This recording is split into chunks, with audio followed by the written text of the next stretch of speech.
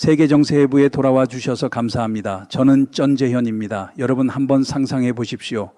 80년 동안 침착함과 예의를 미덕으로 삼고 평화주의를 정체성으로 삼아왔던 한 나라가 어느 날 벼린 칼을 칼집에서 뽑아들고 차갑게 눈빛을 굳히는 장면을, 전쟁을 영구히 포기하겠다고 못 박았던 헌법의 나라가 지금은 수백 발의 순항미사일을 비축하고 항공모함 전력을 손질하며 대만에 대한 어떤 공격도 곧 우리의 생존에 대한 공격이라고 단호하고 또렷하게 선언하고 있습니다.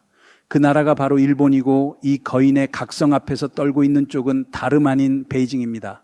겉으론 태연한 척하지만 목소리의 톤이 점점 높아지는 그 불안 다들 아시지요? 최근 중국의 한 외교관은 일본 총리를 참수하겠다는 섬뜩한 위협까지 공개적으로 내뱉었습니다. 독설, 외교적 공세, 그리고 대실패 운운하는 경고가 도쿄를 향해 쏟아졌습니다. 그러나 일본의 대답은 공포가 아니라 제2차 세계대전 이후 최대 규모의 재무장 청사진이었습니다. 말로 싸우기보다 묵묵히 장부를 펼쳐 주문서를 쓰는 바로 그 방식입니다. 오늘 방송에서 우리는 동아시아를 흔드는 이른바 무사도의 지진을 해부합니다.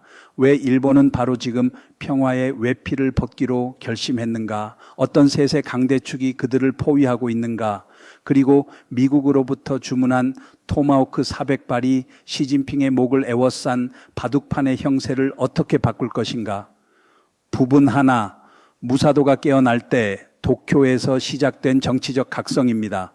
문제의 심각성을 이해하려면 현재 형성되는 정치 시나리오를 보아야 합니다. 몇 달 전부터 태풍의 씨앗이 움트고 있었습니다. 아시아의 새로운 철의 여인으로 불리는 인물의 등장입니다. 2025년 10월 일본 정치사는 새 장을 열었습니다. 사네 다카이치가 이 나라 최초의 여성 총리가 되었습니다. 64세의 나이로 그녀는 부드러운 외교 문안을 이어 쓸어 나온 것이 아니었습니다. 말만 예쁘게 하고 끝내는 회의가 아니라 결정을 내리는 자리로 곧장 걸어 들어갔습니다.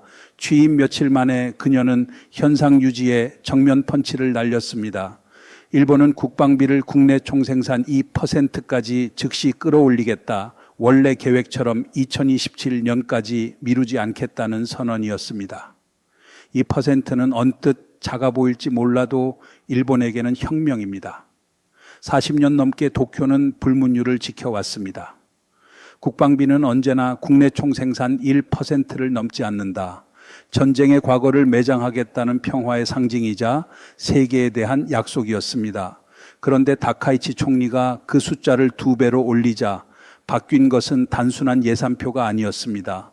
고개 숙임의 시대가 끝났다는 선언이었습니다. 2025년 일본은 현대사 최고 수준의 국방 예산을 승인했습니다.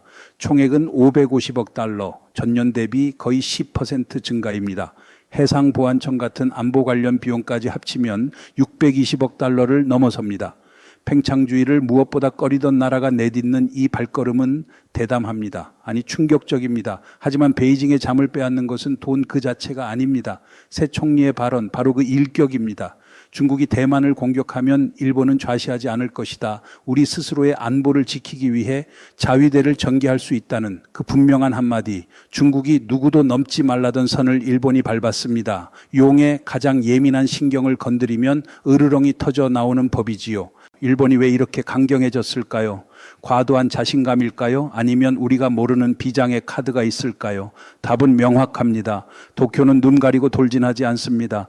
철저한 군사 재편이 진행 중입니다. 2025년 5월 일본 정부는 육해공은 물론 우주와 사이버 전력을 하나로 묶는 통합작전사령부를 창설했습니다. 일본 역사상 처음으로 단일 지휘부가 가동된 것입니다. 목표는 위기에서 더 민첩하고 더 매끄럽게 대응하는 것, 각 부대가 제각각 북을 두드리던 관성을 끊는 것, 그 등 뒤에는 누가 있습니까? 미국입니다. 백악관은 주일 미군 사령부를 연합지휘소로 격상시켜 양국이 하나의 실체처럼 계획하고 싸울 수 있도록 했습니다. 일본은 전쟁에 대비하고 있습니다. 더는 소문이 아닙니다. 훈련장에서 도쿄의 전략회의실에서 하루하루 현실이 되고 있습니다. 부분 둘, 세계의 치명적 직계, 일본은 왜 물러설 수 없는가, 왜 하필 지금이냐는 물음이 따라옵니다. 80년의 평화 끝에 왜 위험을 감수하느냐? 답은 피와 불의 지정학 지도 위에 놓여 있습니다. 일본을 둘러싼 평온은 셋의 괴물, 중국과 러시아와 북한이 삼면에서 조여오는 사이 위태로워졌습니다. 가장 위험한 상대부터 보겠습니다. 중국입니다. 지난 15년 베이징은 바다와 하늘, 대륙 전방위로 힘을 불렸고 그 대부분이 일본의 안전을 압박했습니다. 동중국해 센카쿠 제도에서 이야기가 시작됩니다. 2012년 일본이 새 섬을 국유화해 평화적으로 관리하자 중국은 유례없는 공세로 맞섰습니다. 드문드문 들어오던 어선이 사라지고 2024년이 되자 중국 해경 선박이 거의 매일 나타났습니다. 해경은 중장비로 무장한 중훈사 조직으로 변신했고 회색지대 전술로 반가쇠를 당기지 않고도 압박을 키웠습니다. 안 싸운다고 말하지만 상대는 지칩니다. 베이징의 야망은 작은 섬을 넘어서 있습니다. 세계에서 가장 빠르게 성장하는 해군이 만들어지고 있습니다. 불과 몇 해 사이 중국이 새로 띄운 군함의 수는 일본과 인도와 호주와 프랑스와 영국의 합을 넘어섰습니다. 대함 장거리 미사일과 극초음속 전력을 끌어올려 연안을 타인의 사구지대로 바꾸고 있습니다. 대만 해협 일대의 활동은 일본에 대한 직격 위협으로 변했습니다. 일본의 요나군이는 대만과 100km 남짓, 대만이 무너진다면 중국 미사일이 일본의 현관에 놓입니다. 에너지와 물류의 혈관인 해상로는 베이징의 소나기에 조여집니다. 거기서 끝나지 않습니다. 북쪽에는 러시아가 있습니다. 2022년 우크라이나 침공 이후 모스크바는 일본이 북방 영토라 부르는 쿠릴 열도를 군사화했습니다. S-300V4 체계가 배치되어 일본의 F-35 스텔스기까지 추적할 수 있게 됐습니다. 핵무장 폭격기가 일본을 돌며 초계 비행을 이어갑니다. 2024년 9월 러시아 초계기는 일본 영공을 연속 3번 침범했고 일본은 사상 처음으로 경고용 조명탄을 쏘아 올렸습니다. 더 위험한 것은 러시아와 중국의 맞선입니다. 합동훈련, 소나 데이터 공유, 공동초계로 일본을 북과 남에서 집게처럼 조입니다. 말이 필요 없는 이중협공이지요. 그리고 담장 하나를 사이에 둔 북한입니다. 중국이나 러시아와 달리 평양은 일본을 핵목표로 공언합니다. 일본의 방위백서는 북한이 약 50기의 핵탄두를 보유했고 이를 탄도미사일에 탑재할 수 있을 정도로 소형화했다고 평가합니다. 수백 발의 노동미사일은 몇 분 만에 일본 어디든 타격할 수 있습니다. 세 개의 화약통 사이에서 터질 시간을 기다리듯 사는 상황, 침묵과 인내는 더는 선택지가 아닙니다. 기적을 기다리는 것은 전략이 아닙니다. 러시아가 우크라이나에서 보여준 그 명분 빈약한 전쟁 노름의 결말을 떠올려 보십시오. 큰 소리 치다가 제 발등을 찍는 방식, 딱 그런 실패의 교과서입니다. 부분 셋, 방패에서 칼로 토마호크와 시대의 전환입니다. 일본은 예산만 늘리는 것이 아닙니다. 전쟁의 사고방식을 통째로 바꾸고 있습니다. 70년 동안 일본은 방어에 집중했습니다. 적 미사일이 날아오면 요격하는 방식이었습니다. 이제 칼을 하나 더 샀습니다. 3월 해상자위대는 미 해군과 함께 토마호크 사격 훈련을 시작했습니다. 이 순항 미사일은 사거리 1600km를 넘는 장거리 타격 능력을 가집니다. 일본은 토마호크 400발을 도입하기로 했습니다. 의미가 무엇일까요? 도쿄는 이제 적의 미사일 발사대, 지휘 중추, 보급창을 적국에 신부해서 상대가 손을 뻗기 전에 정밀 타격할 수 있습니다. 막기만 하던 나라가 이제는 정확히 되갚을 수 있습니다. 말싸움을 줄이고 손을 정확히 쓰는 방식입니다. 일본은 자국의 타입 12 미사일도 단거리에서 거의 1000km로 늘려 규슈에서 오키나와로 이어지는 남서 제도에 배치하고 있습니다.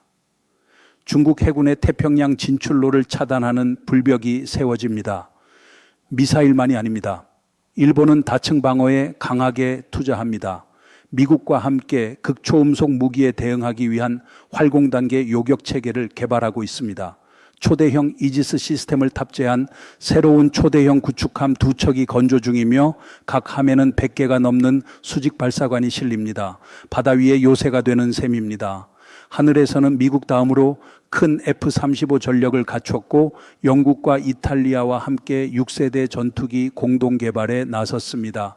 2035년 공개를 목표로 인공지능, 유무인, 복합편대, 향상된 스텔스가 통합됩니다. 중국의 제20이나 러시아의 수-57과의 공중 우위를 굳히려는 행보입니다. 슬로건으로 전투기가 만들어지지 않는다는 점 우크라이나 전장에서 모두가 배웠습니다. 일본은 외롭지도 않습니다. 다카이치 총리는 일미 동맹을 안보의 주춧돌이라 부릅니다. 거기에 그치지 않고 필리핀과 상호기지 접근 협정을 맺어 양국군이 서로의 기지를 이용할 수 있게 했습니다. 호주, 한국, 인도와는 쿼드를 통해 안보 협력을 더 촘촘히 엮고 있습니다. 총에서만 나오는 힘이 아니라 민주주의의 연결망으로 중국을 애워싸는 구도입니다.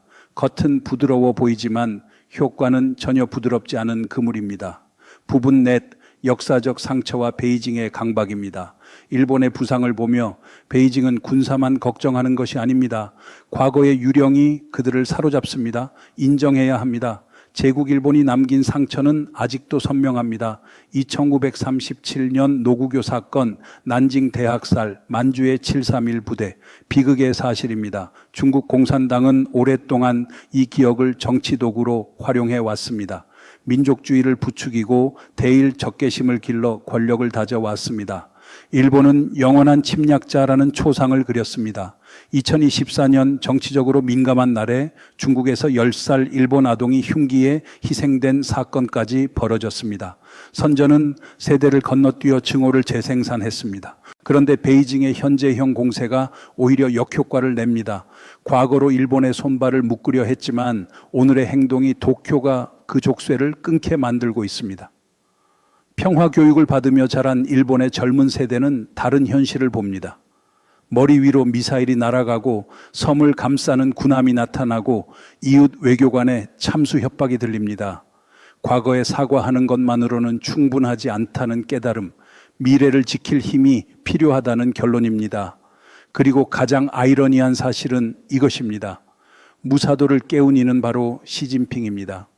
남중국해의 공세, 대만에 대한 위협, 러시아와의 밀착이 없었다면 일본은 아마도 여전히 국내 총생산 1% 평화 헌법에 만족했을 것입니다.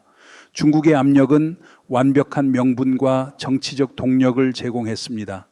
이전 세대가 망설인 결정을 사내 다카이치 같은 지도자가 실행에 옮길 수 있게 만든 것입니다. 얌전한 표현으로는 안보의 정상화, 실상으로는 나라의 재무장입니다. 러시아가 우크라이나에서 스스로 키운 악수가 어떻게 자신을 올가맸는지 베이징도 거울을 들여다볼 시간입니다. 부분 5 집게가 다칠 때 베이징은 무엇을 할 것인가? 분노는 표정이고 공포는 속내입니다. 중국 외교부의 린젠 대변인은 동맹의 핵 전력이 일본 본토에 들어올 가능성을 거론한 것에 대해 심각한 우려를 표명하며 불안정을 초래한다고 비판했습니다. 그러나 분노 뒤에 있는 진짜 두려움은 이것입니다. 일본이 참전하는 순간 대만 점령의 시나리오는 급격히 어려워집니다. 아니, 사실상 불가능해집니다. 태평양으로 나가려면 중국 해군은 제1도서선을 넘어야 하고 일본의 빽빽한 대함 미사일 장벽을 지나야 합니다. 대만을 봉쇄하려면 미 해군 제7함대와 해상자위대 사이에서 집게에 끼입니다. 그리고 종종 간과되는 요소가 있습니다. 경제와 기술입니다. 반도체 전쟁에서 일본은 재료와 장비의 핵심 공급자입니다. 중국이 간절히 원하는 바로 그것, 일본이 확고히 미국 편에 서면 메이드 인 차이나 2025의 꿈은 곳곳에서 비틀립니다. 칩은 구호에서 탄생하지 않습니다. 러시아가 우크라이나에서 증명했듯 전쟁은 말을 먹지 않습니다. 일본이 짓는 것은 임시방편이 아닙니다. 활공 단계 요격에서 사이버, 원해 해군 작전에 이르기까지 현대전에 최적화된 다층 방어 체계, 장기 지속형 시스템입니다. 목표는 간명합니다. 어떤 나라든 일본을 겁박할 수 없게 만들고 어떤 이웃 동맹도 일본을 구석에 몰 수 없게 만드는 것입니다. 새롭게 형성되는 세계, 평화는 희망이 아니라 준비로 지켜진다는 이 냉정한 진실에 대한 일본의 대답입니다. 동아시아의 거인이 진정으로 일어설 때 지역의 바둑판은 영원히 달라집니다. 중국 공산당이 걱정을 시작해야 할 이유가 여기에 있습니다. 일단 뽑힌 카타나는 주인의 안전이 보장되기 전까지 쉽사리 칼집으로 돌아가지 않습니다. 우크라이나 전장에서 세계가 목격했듯 부당한 전쟁의 칼은 결국 제 칼집도 잃습니다. 이것으로 오늘 세계정세예부를 마치겠습니다. 세계정세예부는 언제나 여러분의 의견을 기다립니다. 시청해 주셔서 감사합니다. 다음 시간에 다시 뵙겠습니다.